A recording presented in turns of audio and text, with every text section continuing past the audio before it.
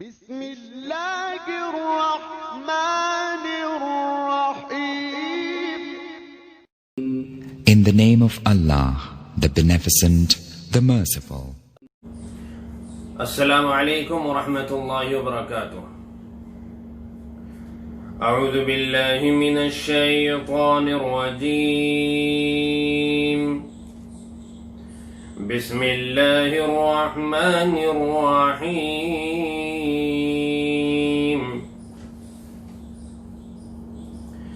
النبی اولی بالمؤمنین من انفسهم وازواجه امہاتهم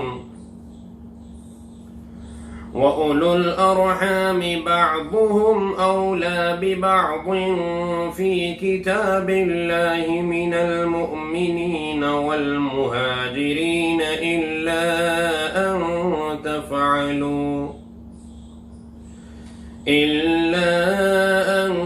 تَفْعَلُوا إِلَى أَوْلِيَائِكُمْ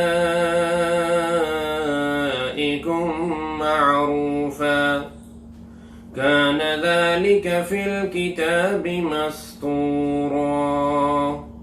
صدق اللہ العظیم.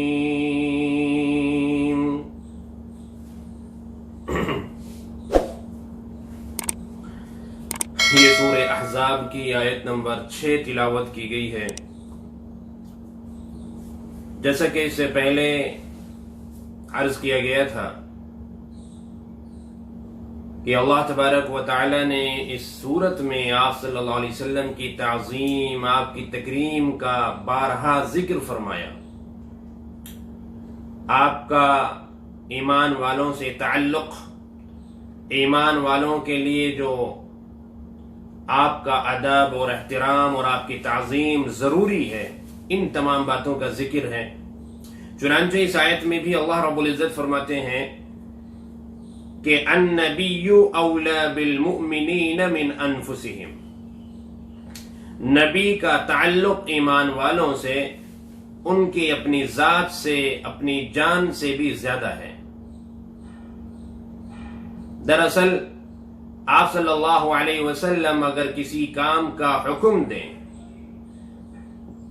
مومن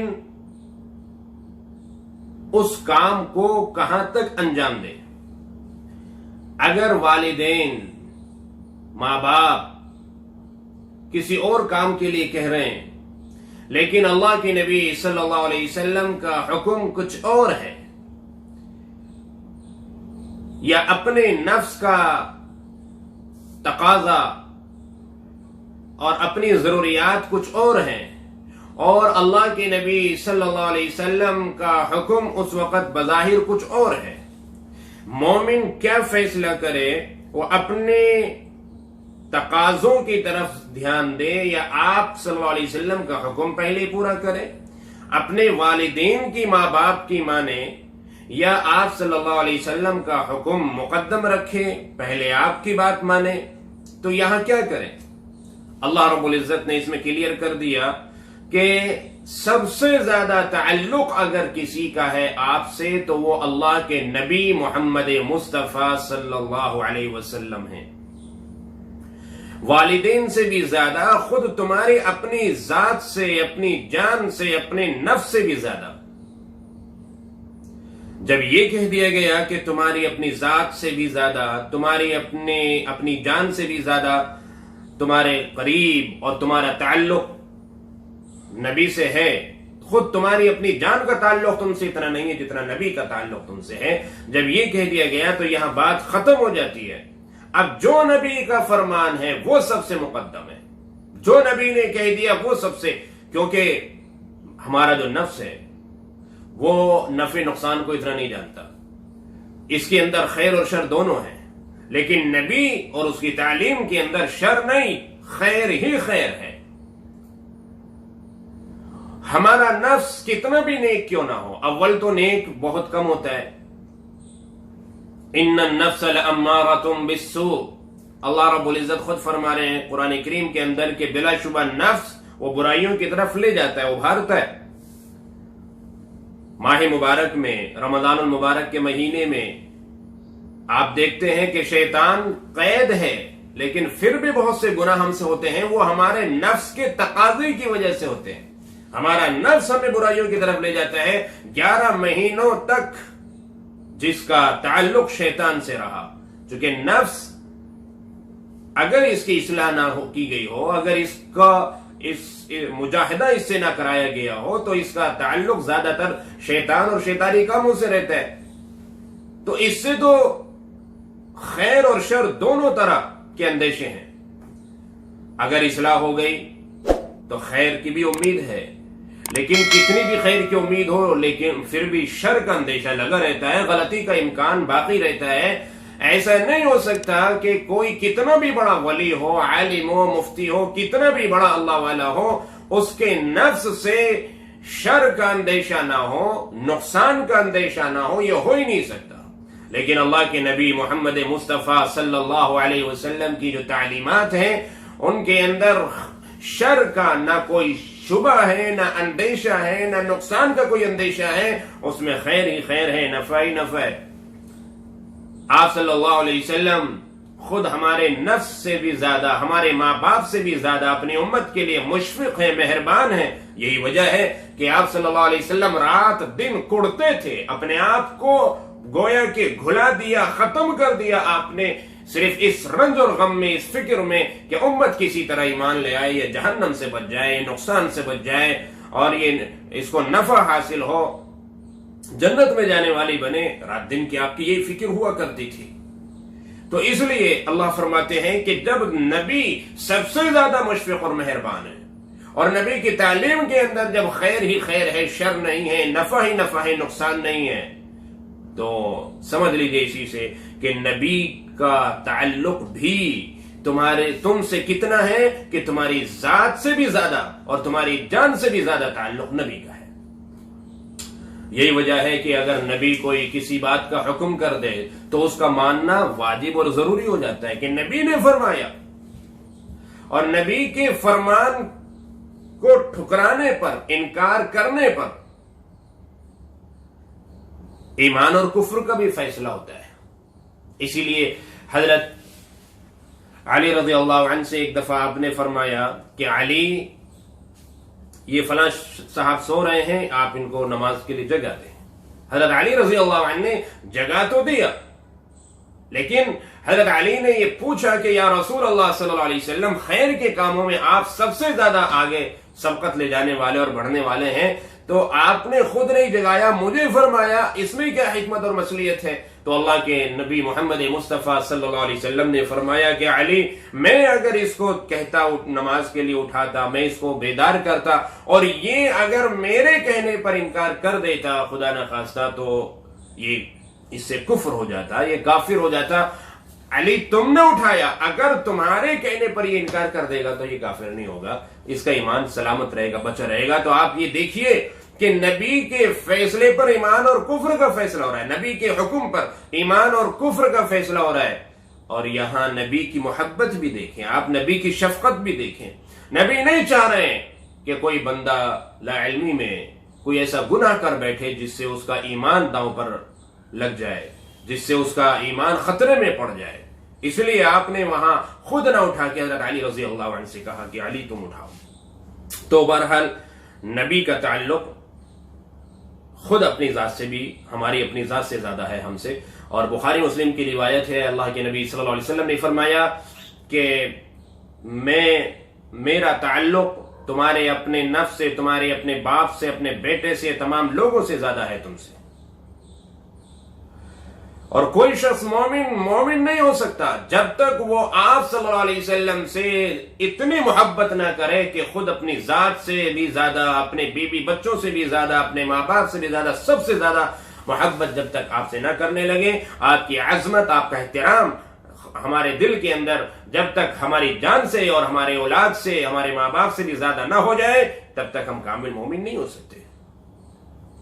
तो गोया कि आप सल्लल्लाहु अलैहि वसल्लम उम्मत के रूहानी बाप हैं। एक बाप जिस तरह अपनी औलाद के लिए बड़ा मुशफिक और बहुत ही मुरब्बी होता है, यानी ان کا خیرخواہ ہوتا ہے، ہمدرد ہوتا ہے، تو باپ سے بھی زیادہ اللہ تبارک و تعالیٰ نے نبی کو خیرخواہ بنایا ہے امت کا، تو نبی کا حق امت پر سب سے زیادہ ہے. ماں باپ سے بھی زیادہ حق امت پر نبی کا ہوتا ہے، اولاد سے بھی زیادہ حق امت پر نبی کا ہوتا ہے، اپنی جان سے بھی زیادہ حق نبی پر کس کا ہوتا ہے بھائی؟ امت پر نبی کا ہوتا ہے. تو جب آپ صلی اللہ علیہ وسلم روحانی باپ ہوئے تو آپ کی بیویاں، آپ کی جو ازواج ہیں وہ کیا ہوئی؟ امت کی روحانی مائیں ہوئی. تو اس لیے اللہ فرماتے ہیں کہ وَأَزْوَاجُهُ أُمَّهَاتُهُمْ، اور ان کی جو بیویاں ہیں وہ تمہاری مائیں ہیں. آپ صلی اللہ علیہ وسلم کی جتنی ابھی ازواج مطہرات ہیں وہ اللہ فرما رہے ہیں وہ آپ کی وہ مائیں ہیں، اس پوری امت کی مائیں ہیں. یہ ماں کس اعتبار سے بھائی؟ یہ تعظیم اور تکریم کے اعتبار سے، نکاح نہ ہونے کے اعتبار سے. جس طرح ایک شخص اپنی ماں کی عظمت اور اس کا اکرام کرتا ہے، اسی طرح ہر امتی کے لیے لازم ہے کہ وہ آپ صلی اللہ علیہ وسلم کی ازواج مطہرات کا، آپ کی بیویوں کا اکرام کرے اور آپ کی بیویوں کی تعظیم کرے. کتنے بدبخت ایسے ہیں جو آپ کی ازواج مطہرات اور بالخصوص حضرت عائشہ رضی اللہ عنہ کی شان میں گستاخی کر بیٹھتے ہیں. اگر کوئی آپ کی بیویوں میں سے کسی بھی آپ کی زوجہ محترمہ، آپ کی بیوی کی شان میں گستاخی کرتا ہے، وہ قرآن کریم کی اس آیت کی روشنی میں ایمان سے خارج ہے. اس لیے کہ اللہ رب العزت فرما رہے ہیں کہ ان کی یعنی آپ صلی اللہ علیہ وسلم کی بیویاں اس امت کی مائیں ہیں، اور ماؤں کی طرح ان کا احترام اور ان کا اکرام کرنا ضروری ہے امت کے لیے. لیکن بہت سارے لوگ ایسے ہیں دنیا کے اندر جو اس طرح کی گستاخی کر بیٹھتے ہیں. ان کی بدبختی کا کیا ذکر کیا جائے؟ تو ان کا تو وہ ایمان سے ہی باہر ہو جائیں گے اگر آپ صلی اللہ علیہ وسلم کی بیویوں کے بارے میں کچھ غلط بیانی کریں گے. تو اللہ رب العزت نے یہاں جو فرمایا کہ آپ کی جو بیویاں ہیں وہ مائیں ہیں، وہ حقیقی مائیں بیان کرنا مقصد نہیں ہے، بلکہ صرف کیا ہے؟ تعظیم و تکریم کے اعتبار سے روحانی مائیں ہیں. آپ کی بیویوں سے کسی بھی امتی کا، چاہے وہ صحابی ہو، کسی کا نکاح نہیں ہو سکتا، نکاح حرام ہے. اس کے لیے مستقل آیت بھی ہے اور شریعت میں الگ سے بھی اس کے تعلق سے احکامات ذکر ہیں، مذکور ہے. یہاں یہ مطلب نہیں ہے جیسے کوئی شخص اپنی ماں کے پاس جا کے بیٹھ جاتا ہے اور پردہ نہیں کرتا. پردے کے احکامات ہیں، کوئی ہرگز یہ نہ سمجھے وہ ماں ہے تو اس لیے پردہ نہیں ہوگا. اللہ رب العزت نے مستقل، اب آگے آیت آئے گی، اس میں اللہ فرماتے ہیں کہ وَإِذَا سَأَلْتُمُوهُنَّ مَتَاعًا فَاسْأَلُوهُنَّ مِنْ وَرَاءِ حِجَابٍ. صحابہ آپ کی بیویوں سے کس طرح پیش آئے؟ پردے میں. یہ پردے کی آیت نازل ہو گئی چونکہ جب حضرت زینب بنت جحش رضی اللہ عنہ کا نکاح اللہ نے آسمان پر پڑھا دیا اور آپ صلی اللہ علیہ وسلم نے ایک ولیمے کا اہتمام کیا، تو حضرت زینب رضی اللہ عنہ آپ کی ازواج مطہرات وہاں پر موجود ہیں. صحابہ کرام دعوت کھانے آئے، ولیمہ کھانے آئے، تو اب کسی سامان کی ضرورت پڑی تو صحابہ کرام نے بے تکلف ان سے مانگ لی. تو اللہ پاک نے وہیں پر روک لگا دی کہ نہیں، اگر کچھ مانگنا ہے، ان سے کچھ لینا ہے تو پردے میں، بغیر پردے کے نہیں. تو پردے کے باقاعدہ احکامات اللہ نے نازل فرمائے. اس سے پتہ چلتا ہے کہ ماں کی طرح تو ہے لیکن وہ تعظیم کے اندر ہے، اکرام کے اندر ہے. نکاح بھی حرام ہے، کبھی نکاح نہیں ہو سکتا. اب یہ مطلب نہ نکالا جائے کہ جب نکاح نہیں ہو سکتا تو ہمارے لیے محرم ہو گئی، جب محرم ہو گئی تو پردے کا سوال نہیں ہوتا. نہیں، پردہ ہے.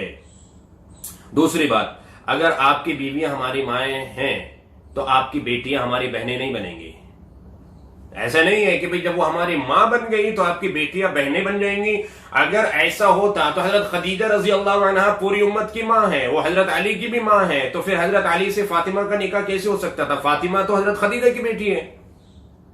اگر حضرت خدیجہ کو حقیقی ماں تصور کر لیا جائے تو وہ حضرت علی کی بھی تو ماں بنے گی، عثمان غنی کی بھی تو ماں بنے گی نا. تو پھر حضرت خدیجہ کی بیٹی رقیہ، کلثوم، یہ دونوں حضرت عثمان غنی کے نکاح میں کیسے آ سکتی تھی؟ نہیں آ سکتی تھی. تو یہاں آیت کریمہ میں جو اللہ فرما رہے ہیں کہ آپ صلی اللہ علیہ وسلم کی بیویاں امت کی مائیں ہیں، تو یہاں کہنے کا مقصد ہے صرف تعظیم کے اندر، اکرام کے اندر.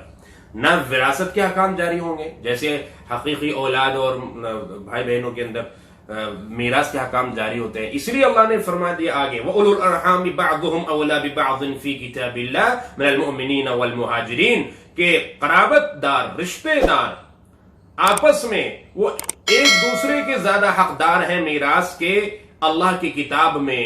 یعنی لوح محفوظ میں، قرآن میں، شریعت میں جو رشتے دار ہیں وہ آپس میں زیادہ حقدار ہیں مومنوں سے اور مہاجرین سے.